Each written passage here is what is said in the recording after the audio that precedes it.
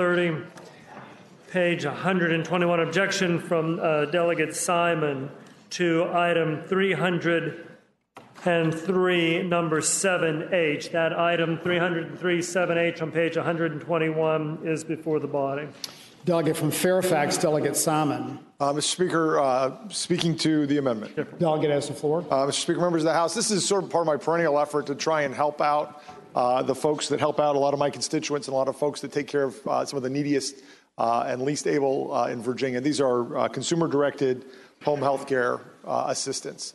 What the original budget had for these folks was a 2% pay raise starting next year. What this amendment does is it takes away that 2% pay raise and gives them 1% next year. And as I think we heard earlier, this budget is a statement of our priorities as a Commonwealth and where we think we ought to be spending our money.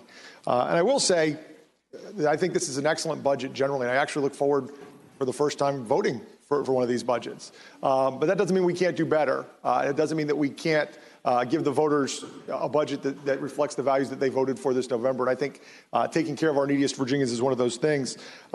This budget, typically I'm here fighting for overtime. Actually, this budget has overtime. I've put in budget amendments to allow sick leave, paid sick leave to those folks. The committee in their wisdom didn't do that. But what I would hope we could do is at least as much as what the governor offered, which is to give these folks a pay raise. They make generally anywhere from $8 to $12 an hour to go to people's houses and take care of their bathing, their dressing, helping them get out of bed, helping them use the bathroom and shower and clean themselves.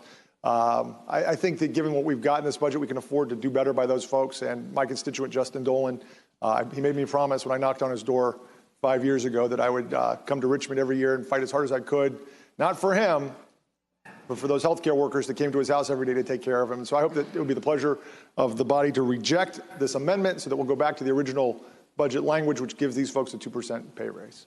Delegate from Augusta, Delegate Landis. Thank you, Mr. Speaker. Mr. Speaker, speaking to the amendment. Delegate has the floor.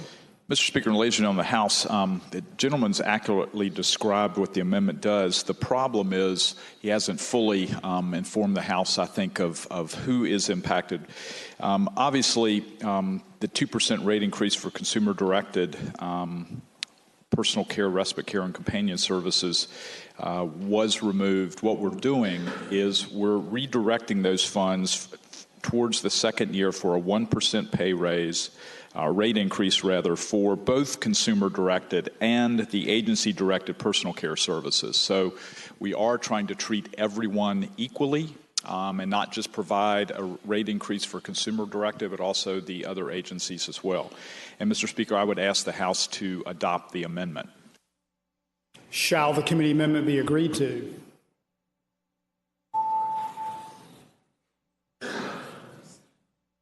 Clerk will close the roll. Ayes 64, noes 36. 64, noes 36. The committee amendment's agreed to.